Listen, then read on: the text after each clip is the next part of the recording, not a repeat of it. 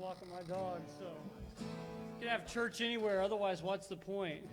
Let's have an awesome time this morning.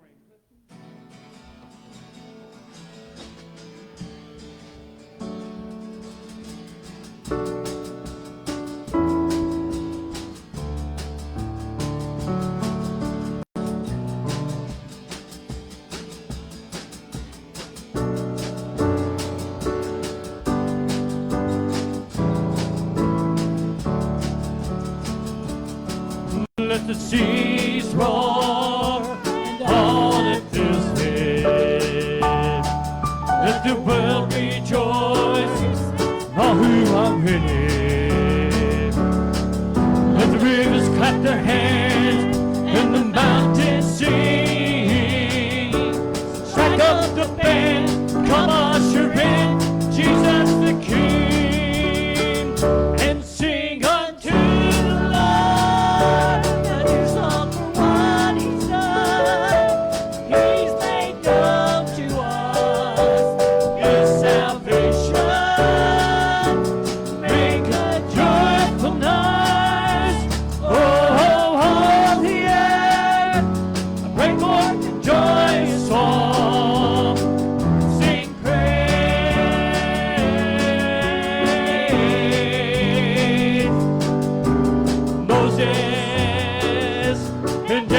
Before him, Samuel called on his name, and he answered them through a cloud by day.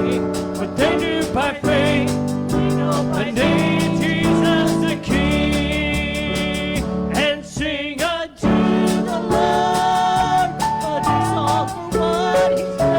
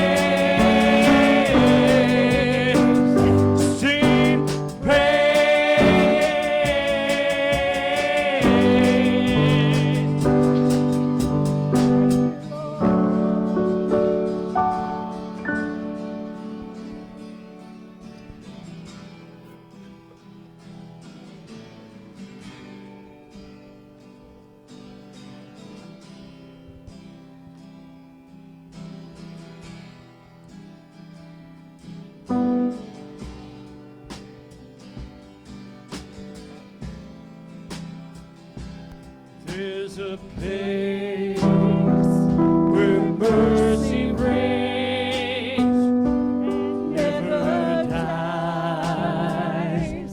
There's a place where streams of grace flow deep and wide, where all the love I ever found comes like a flood, comes flowing down. At the cross, I surrender my life. I'm in all of you. I'm in all of you. Where your love ran red and my sin washed white. I will all to you. I will all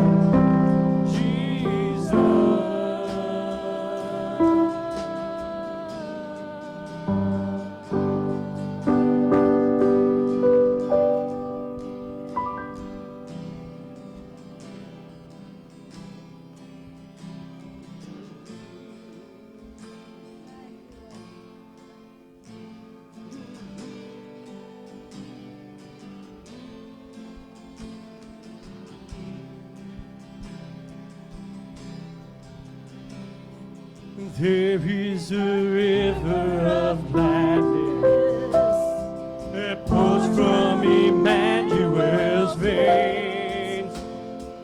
This sin was plunged beneath the flood and God saved. Since then I walk in forgiveness. All of my guilt was erased. The chains of the past are broken at last. I got saved. Oh, I got saved. I'm undone by the mercy of Jesus. I'm undone by the goodness of the Lord. I'm restored and made right. He got a hold of my life. I've got Jesus. How could I want more? I've received nothing but goodness. I've tested and tasted your grace. I was so lost till I fell at the cross and got saved. Oh, I got saved. I'm undone by the mercy of Jesus. I'm undone by the goodness of the Lord. I'm restored and made right. He got a hold of my life. I've got Jesus. How could I want more? I'm undone by the mercy of Jesus. I'm undone by the goodness of the Lord. I'm restored and made right. He got a hold of my life. I've got Jesus. How could I want more? He gave me his pardon. The love of God won't let me stay the same. The love of God calls me up higher. His will is stronger and not for God's sake. I'm undone by the mercy of Jesus. I'm undone by the goodness of the Lord. I'm restored and made right. He got a hold of my life. I've got Jesus. How could I want more? I'm undone by the mercy of Jesus. I'm undone by the goodness of the Lord. I'm restored and made right. He got a hold of my life. I've got Jesus. How could I want more? I've got Jesus. How could I want more? I've got Jesus. How could I want more?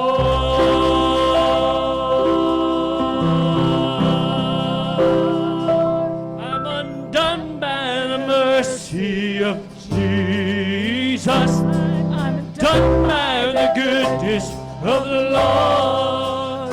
I'm restored and made right. He got a hold of my life. I've got Jesus. How could I want more? One more time. I'm undone by the mercy of Jesus. I'm undone by the goodness of the Lord. I'm restored and made right. He got a hold of my life. I've got Jesus. How could I want more? I've got Jesus. How could I want more? I've got Jesus. How could I want more?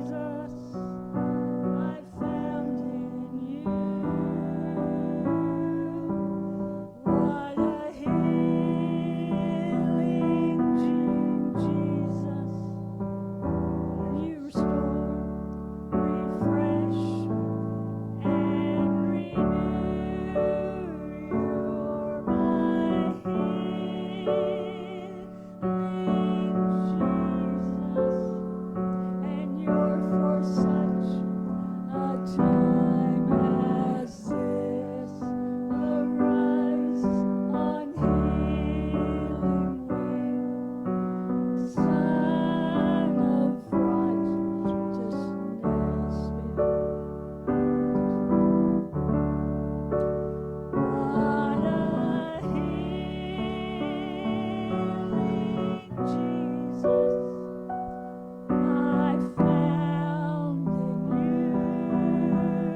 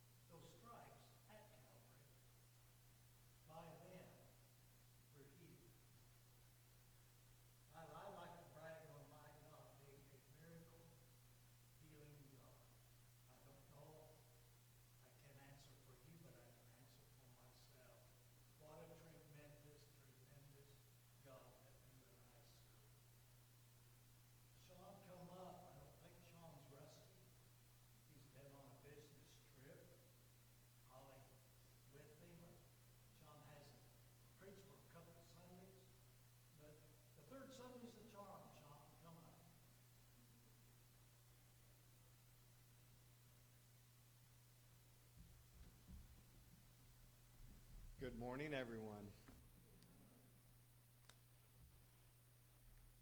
It is working. Okay. Very good.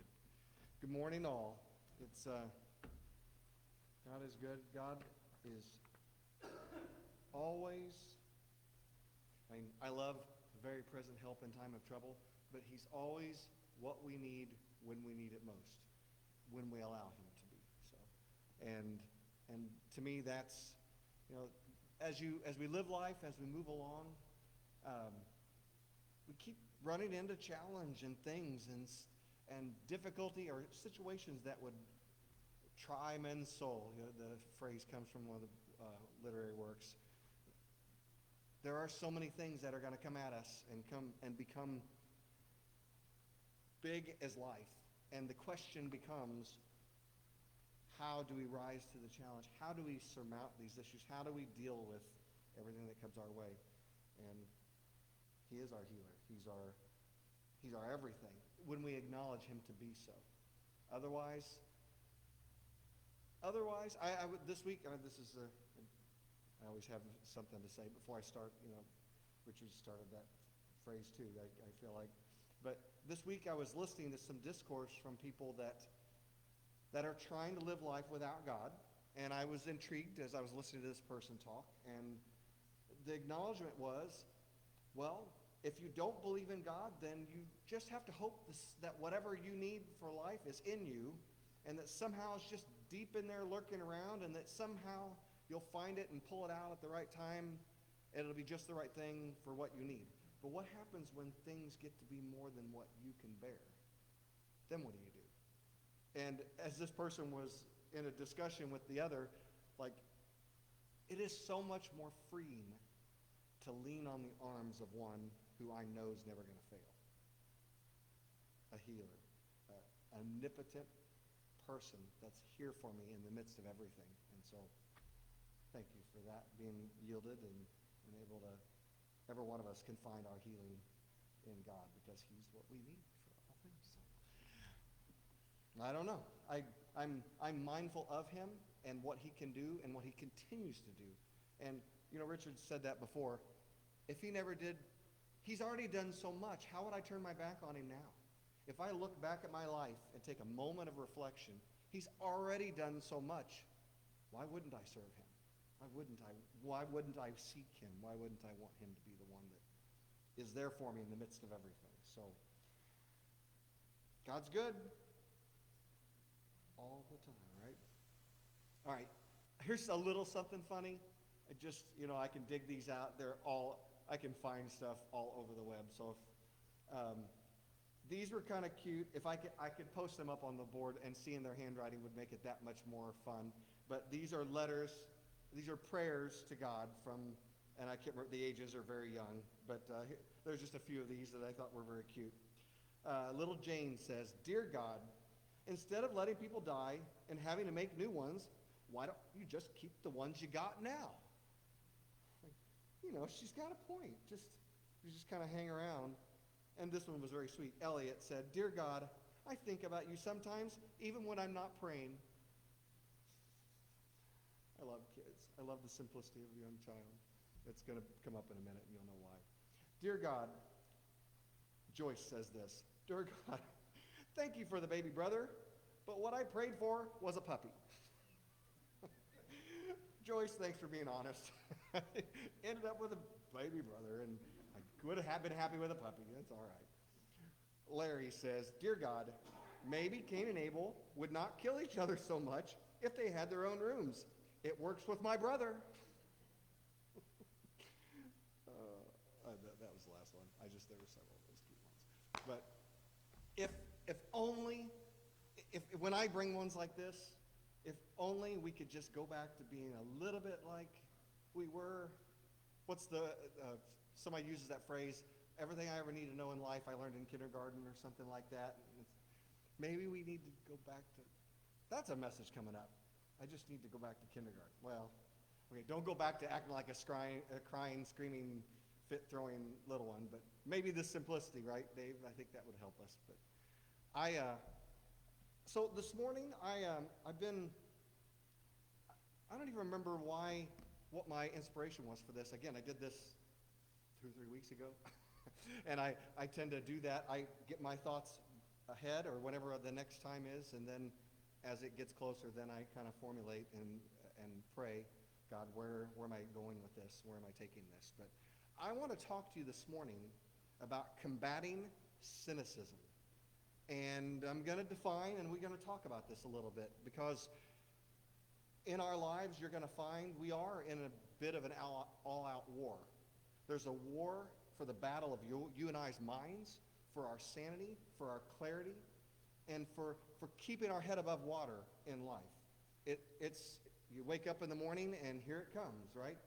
Everything that's coming at us. Now the point is, the good news is, we have all the tools we need. We have all things that pertain to life and godliness in this book, and if we allow to get down deep in us, we have what we need.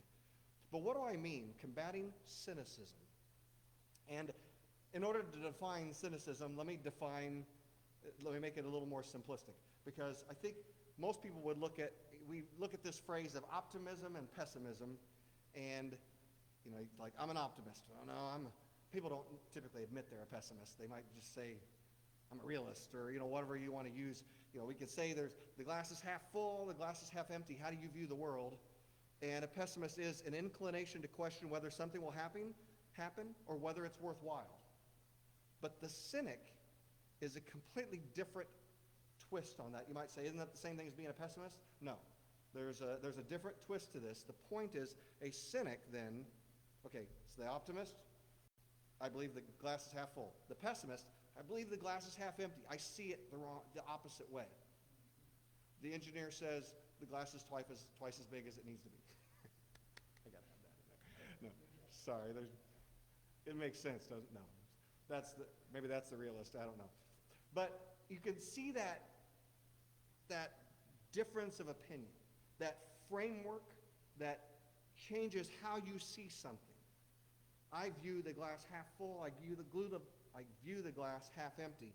The cynic is pessimism taken to another level or category, if you want to call it. The definition is an inclination to believe that people are motivated purely by self-interest, complete skepticism. And we're going to unpack this a little bit, because this is important, because any of us can fall prey. And one of the great things about the Bible, I've said that before, the Bible being a bestseller for however many years it's been on bestseller lists still, it's amazing that this book is a bestseller, because all it does is paint this view of mankind that's fallen and broken, but it shows us that in the midst of our brokenness, a Savior can provide the way where there seems to be no way. So what do I mean? Being a cynic. And it's a completely different twist or turn on having a pessimistic view and a negative view. You say, boy, they're a negative Nelly. Or to take a Saturday Night Live term, she's a Debbie Downer. I just view the world like, things are not the way they should be. But the cynic takes it another step further. The cynic has become so jaded that they not only view the world negatively, but now they're critical of everyone else around them. Have you been around people like that in life? Are they fun to be around? Somebody, again, I use this phrase, become popular.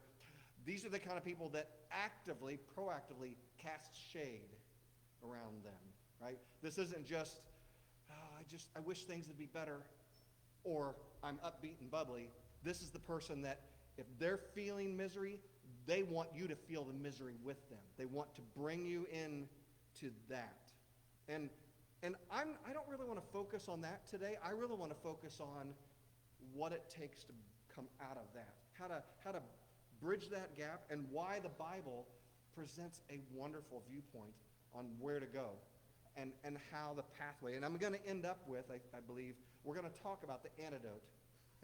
We talk about in terms of today's vernacular, we can have all these negative, harmful pharmaceutical things, but it's like, if you got the whatever plague, if I can just get the antidote. They put that in movies all the time, right? It's like, if I can just get the antidote, I can find healing.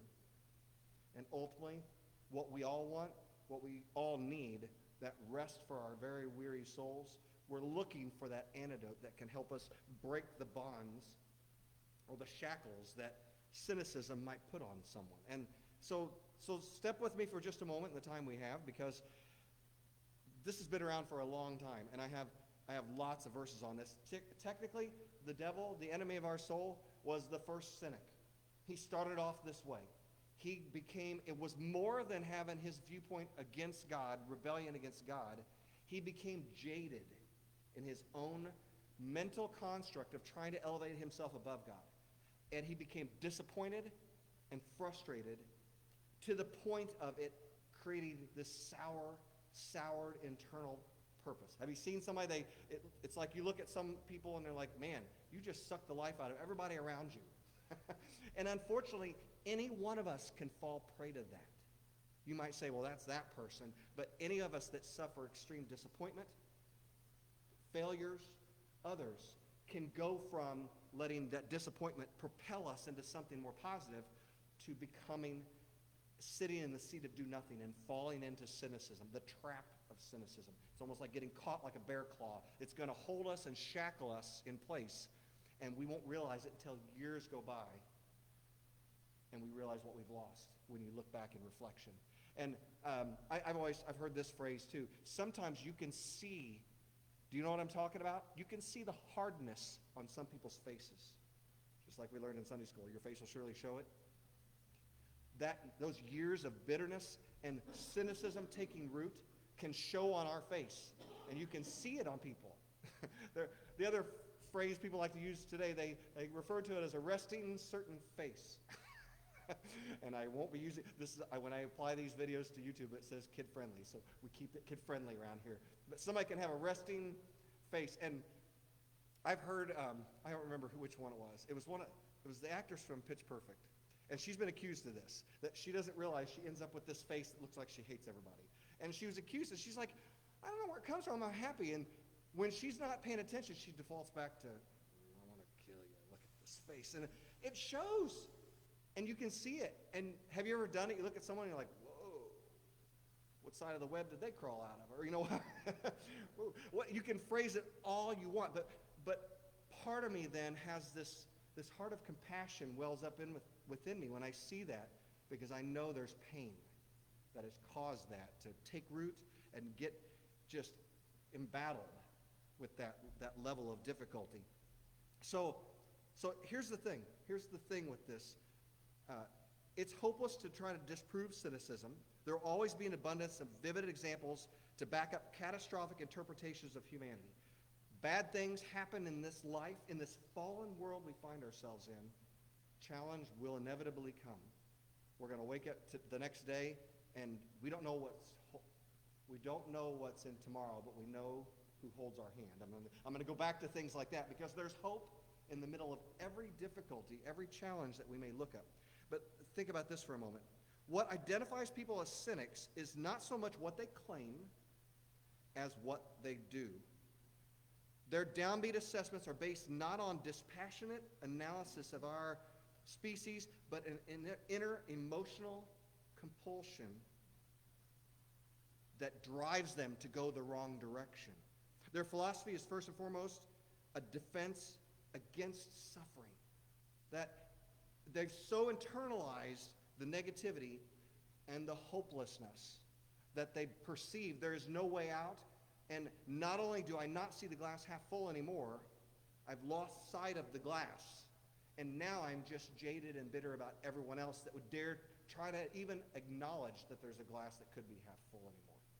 I've taken myself to another level. Beneath that gruff surface, though, this fragility, this idea of expecting anything that turns out to be less impressive than they're hoping for, the problem is they're trying to secure themselves. They're trying to close off any chance of further hurt.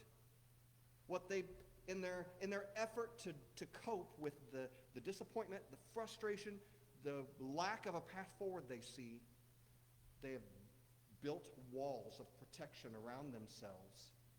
That jaded, that bitter face, that construct is designed to protect themselves. And even the comments and the jabs are simply to push people away from trying to bring something into those walls. and allow healing to truly take place. It's a defense mechanism to keep you and I out so they can.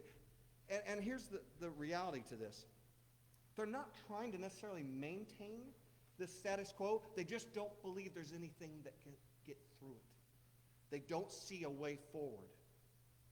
And there's, that's when I get excited. There's so many examples in the Bible now. You think, when it comes to life, I've heard people say stuff like this. Yeah, Sean, why would I be a Christian? Because what's the Christian response have to say to me? That Bible was written thousands of years ago. And amazingly, all of that word is pertinent to today. We have when the Bible talks about, when it's referred to as having all things that pertain to life and godliness, being God-breathed, those words spoken all those years ago are directly applicable to what you and I walk through today, including this situation. It was interesting, Malachi 3 and 14, as I was reading some of these, and there's a number of Psalms. David had almost fallen over into the realm of cynicism in his frustration. Why have you vanquished me? If Jesus was not careful, listen to his words. Why have you forsaken me? There's a twinge of his own personality entwined where God took on humanity and understood, if I could not do this, wouldn't that be better than to go through this difficult time in front of me? Wouldn't it be easier to close it off and separate and just get me out of it, God? Just stop the pain and the hurt. But what did Jesus say as an example for us? Nevertheless, folks, we need a nevertheless in us. We need something to rise up in us that says, nevertheless, not what I will, but he wills be done. Now does it make more sense when they asked Jesus, and I was reading something on this week. They were really the Pharisees that were testing and trying Jesus. They didn't want information from Jesus. They just wanted to trip him up. They're in their jaded pursuits of supposedly serving God, but had become so framework-oriented, they had lost sight of the heart of man. And they were just busy going through the motions. Can we do that today? Sure we can.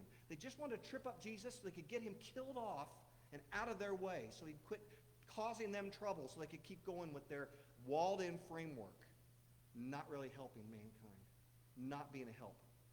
But when they came to Jesus and were trying to trip him up with that, and they said, tell us which commandment's the best one. Well, they knew they were asking. They didn't want no information. They knew the 10 Commandments. They knew them all.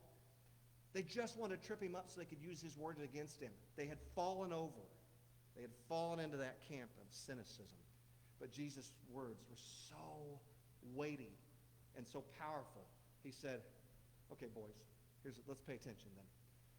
Put God in the unique vertical framework of being over all things in our lives. Put him first, meaning separate this selfish pursuit of you. Put him first, and then think of your neighbor horizontally as yourself. Oh, and by the way, don't cast out any of the rest of the 10 Commandments. Hang all of them on that framework. Wow. Such wisdom, but such a heart of compassion in it. And I know everybody jokes about, we'll be talking and I'll say, Jesus said, I'm like, okay, Sean, I like to go back to Jesus. I'm so captivated by God walked among us in the form of human flesh in the body of Jesus. So I pay serious attention to the red words in my Bible. And when I see how he acted and reacted, he was telling us, not that we didn't have that picture through all the Old Testament, a picture of God, a picture of the Father, but Jesus himself was giving you a firsthand view of what the heart of the Father was really like. And he was saying, if you can focus, not only will I get you out of you, how many would like to get you out of you for a change? Get out of your head. You hear those phrases? Sometimes I've got to get out of my own head in order to, Paul said it this way, sometimes I've got to put off and put on. I got to put me off and I got to put on the Lord Jesus. I've got to put on that, Richard likes to use Karate Kid, wax on, wax off, right? I've got to put me out of the way and put him on, allow him, his persona, his enveloping presence to be in me, through me. And now why do you see this makes sense? Again, it's awfully hard to fall over into the camp of cynicism when every day I'm being renewed in my mind day by day. I'm asking for today's daily bread, like I was talking about what the last discussions we had, that I'm not looking forward to next week, next month, next year. I'm asking today for the provision I need to help myself go forward in what he's asking me to do. So I like this. I had written down also 1 Peter 1, 18, 19. You were ransomed from the futile ways inherited from your forefathers with the precious blood of Christ, like that of a lamb without spot or blemish. I love that. That is such a great, what a great mental image to get for us. You can picture, we hear about in the news, they pay a ransom for somebody was captive, and they're held captive, and the captors are not going to let them go unless the price is paid. They're held in captivity. And you can argue the semantics of, can't we just go in and rescue? But we all know if we can get them out of safety, if somebody would step up and pay the ransom, we can bring them out of those shackles of bondage. Okay, somebody ought to get some goosebumps to think about this for just a moment.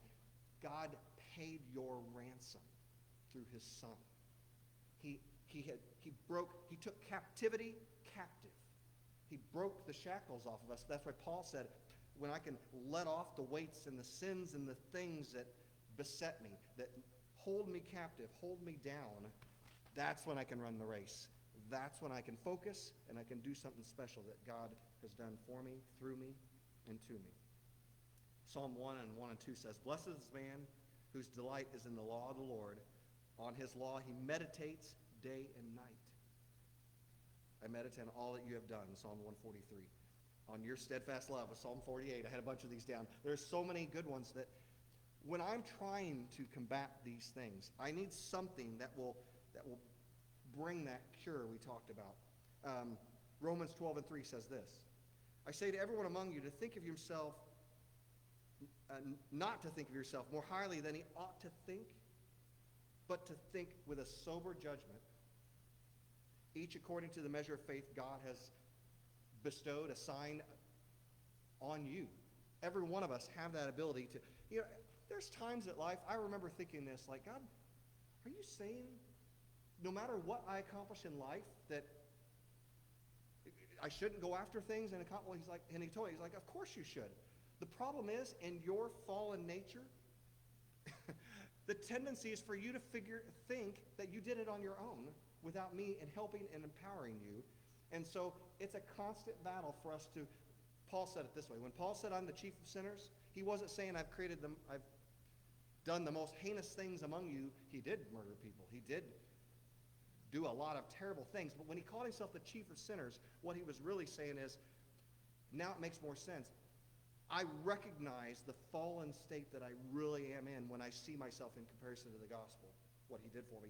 And that's why he said, I die daily. I've got to get under this body, he said. I've got to focus. I've got to tell it to do things it doesn't want to do. Holly and I are joking. In my new role, we have to set candy out for our monthly meetings.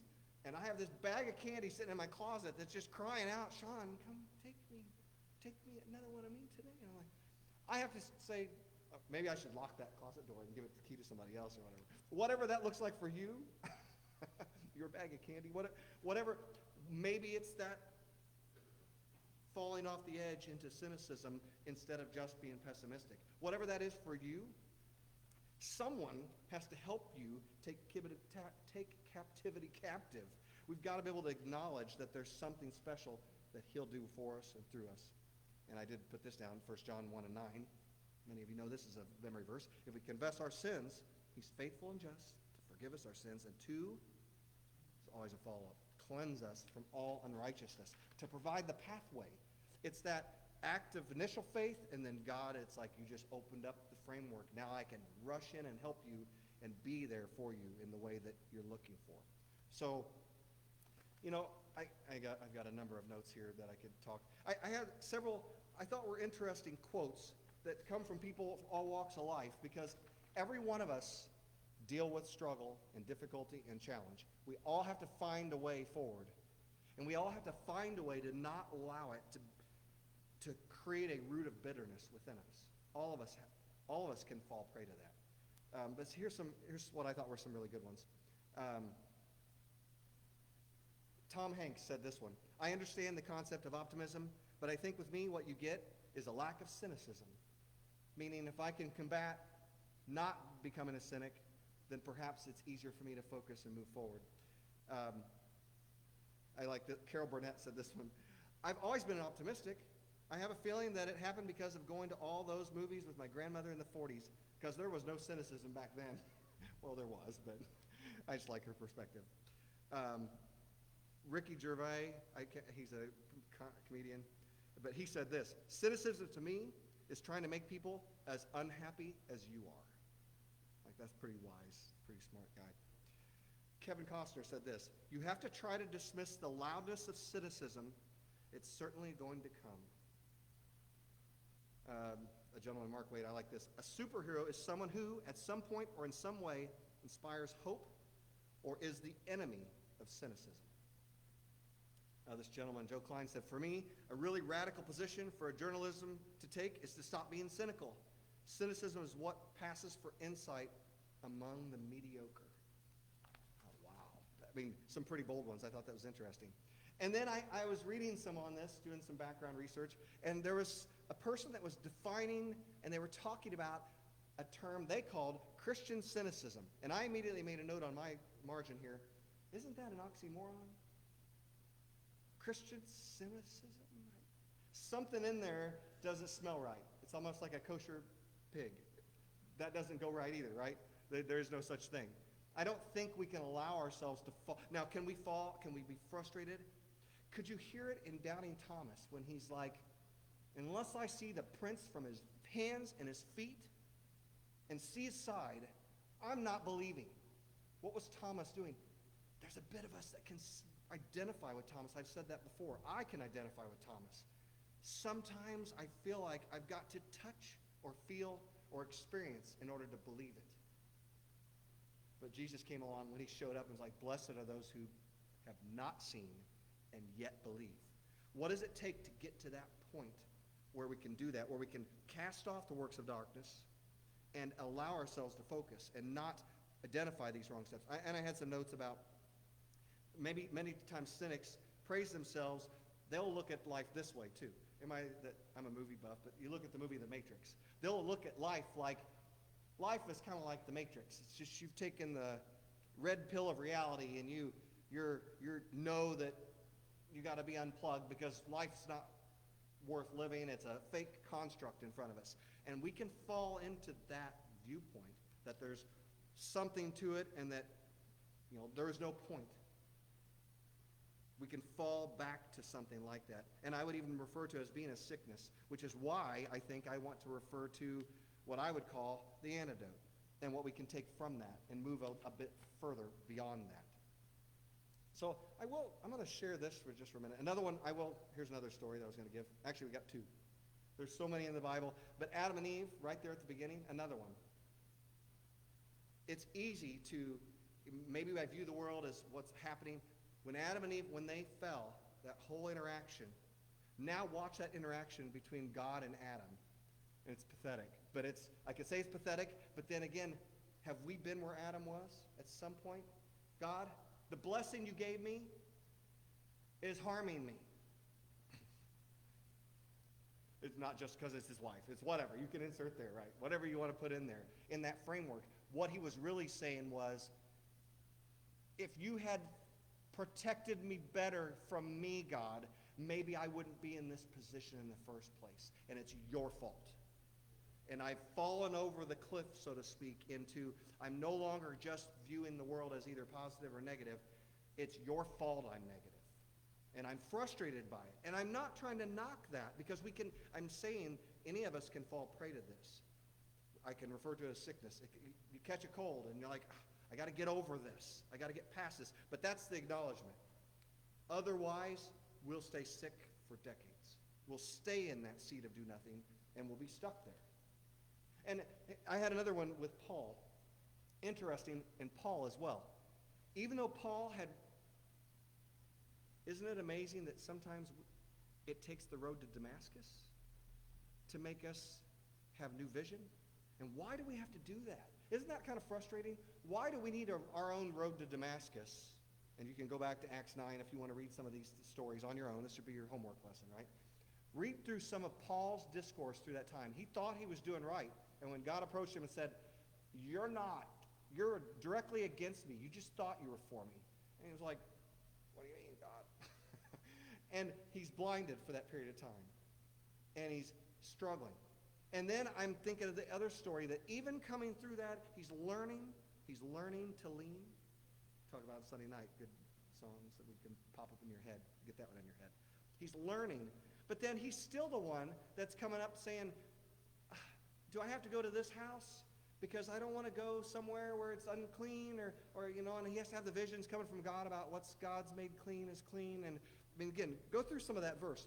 He was still struggling with cynicism, even coming around and trying to becoming saved, if you want to refer to it that way. Sean, I love that song, though. It's like we can get ourselves going in the right direction. I'm for you, God, but we haven't let go of the shackles and the bondage. And so it's still weighing us down. We're still carrying baggage. And if you can picture, Holly and I were just traveling, but it's like we had our cute little roll-on and whatever. There was a couple that were decided to stay for a week. And so it was, and we've done it, but they were having their big check bags, and they had their bags on tops, and they had one on their shoulder, and watching someone try to get through a crowd in an airport with that much, I mean, we've done it, so I can now watch it and be like, been there. But it's interesting. You can't go as fast. Every time you get into people are too close, like, oh, I can't, I need to get to where I'm going. You're trying to carry all that luggage around, and you bump, and it tips over it. And I got to stop, and I got to pick it up and get it back going again. That visual image is what our lives look like when we're carrying this baggage of pessimism that falls over into cynicism. We're just dragging this stuff with us. And think about a runner in a race that was going to, just picture Usain Bolt getting on the 100-meter dash line, but he's carrying all this, like that parachute weight that the guys used to train, or whatever you want to call it. He's dragging this sled of weight behind him. And what would the announcer do? Okay, here they go. Boom, the gun goes off. Saying he normally would win this thing. Man, everybody's way ahead of him. What's going on? And he's struggling with everything he can.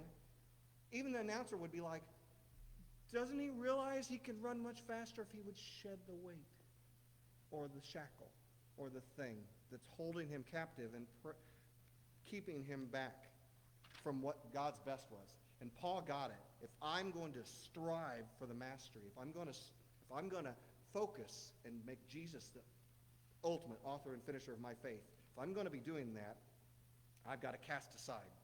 I've got to cast down. I've got to do that. So really, I even had another one. You can imagine the story I had. It was an actually personal story from a gentleman.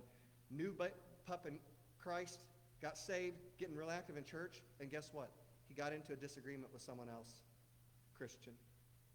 We always joke, Christians are some of the only army that bury their wounded at times. Why do we do dumb stuff like that? Because we're hurting ourselves, and many times it comes out on, I hurt you, and I'm not trying to hurt you, but I'm trying to undo the hurt I feel, and it comes out that way. And I hate that. I wish we could grapple with our issues in a more productive way, but people have always done that to each other. People hurt each other. We hurt those that are close to us, and we don't want to. Paul said it this way, the things I want to do, I don't do, and the things I don't want to do, I end up doing. Oh, wretched man, what am I shackled to this awful body of death and bondage? But he says, through Christ Jesus, I can find the freedom and the freeness that I need. Why? Now does it make more sense why Jesus talked about living water, the way in the midst of no other way? That's what he was trying to do for us. He was trying to create this pathway. So I do want to do this. I could have done this for another 20 or 30 minutes. I just want to go right to the antidote, I think, as we're ending here, because there's lots of things. You will be disappointed by so many things, but if we don't find the way to take heart, we've got to come up with that antidote. So what is the antidote? I've referred to it a bit. Hope. Hope. Hope as an antidote to cynicism. And I want this to be ingrained in you more than anything that we've talked about. That first cynic, the devil, that he was like, there is no hope in God, Adam and Eve. You might as well make your own way. you don't have a hope in him. It's just do your own thing. He's holding out on you. Isn't it amazing what our minds can do to us when we're spiraling negatively and we're thinking up all this stuff? We can come up with all this stuff, but it goes contrary to this word. And the only real way to combat it is to allow hope to rise. I like that. That's a song talking about let it rise in you. How do I do that? How do I do that with a rebellious heart, with one that's full of self-pity, one that's looking inwardly instead of outwardly, one that's seeking to find. If you seek, you will find. If I knock, you will open. But if we sit there in that seat of do nothing, we will stay there. We will be stuck in that quicksand for years, immovable, unable to get ourselves out or unshackled. And we talked about this. I'm just going to refer to that. We talked about the childlike faith at the beginning. Now it makes that much more sense. It's hard to allow yourself to fall prey to cynicism when you keep a hopeful attitude. Isn't that what most young people, it's one of the things that's so fun and fresh about a young person. They'll keep hope alive in the midst of difficult times, don't they? They don't have that. They can become jaded as you grow and you acknowledge the pain and the hurt and the suffering. I'm not making light of any of those things. I'm not dismissing any of those things that we go through. All I'm saying is those things destroy. And the only way to cast off the works of darkness is to cast off the works of darkness and to fill it back with something that has a better construct for what we're looking for. Let hope arise. What does that mean? It means I will hope in you. I will keep you in the midst of everything. Even though all these things, I like this phrase this person put down. His name is Paul Miller. But he wrote, cynicism is defeated and weariness have this in common. They both question the active goodness of God on our behalf while luring our hearts toward things that were never meant to satisfy. The things that we think or we're going to use as an antidote, more, and I could talk about this. I had a little section on, we could fill ourselves with whatever you want. We can use whatever balm we think is going to help ease the pain. We can take whatever bitter pill we think is going to somehow get us past, but it won't substitute for hope. Hope is that thing that survives. That hope, it's why Jesus could say, blessed are those that haven't even seen and yet believe. Why could someone do that? Hope. Because I know whom I believed and am persuaded he's able to keep that which I've committed to him against that day. It's because there's somebody beyond me, bigger than me, that has the resource I understand. And if I can allow hope to well up within me, I can do this. I can melt cynicism under the relentless hope of the gospel. Bitterness can't linger under the assault of his love, and hope cannot die if the empty tomb is keeping us empowered in it. Pray with me here this morning. Lord, I just thank you for your goodness, your blessing. Lord, I don't make light of any of the struggles we go through. Every one of us go through something different. We walk different paths, and we have different shoes that we wear in our walk in life. But you're the constant in all of them. You are the one that keeps us true and on the straight and narrow. And Lord, it's easy to fall over into that side of bitterness and cynicism that will keep us. It will try to draw us, and it will try to dig roots in and hold us there, shackled. But yet you can break those shackles free. It starts with a mental acknowledgement. Nevertheless, it starts there of why sit we here till we die? Lord, but you've given us all things that pertain to life and godliness. You can keep us on that path. Lord, let hope arise. That's my prayer this morning. Let that spark of faith take root. That is like a grain of mustard seed, Lord, that can grow to be so big, so much beyond, to where then we can make that statement, I know whom I believed, and I'm persuaded he's able to keep what I've committed to him. Lord, I thank you for your goodness here today. Thank you for giving us the antidote for cynicism, because it's you, and we love you this morning. In Jesus' name.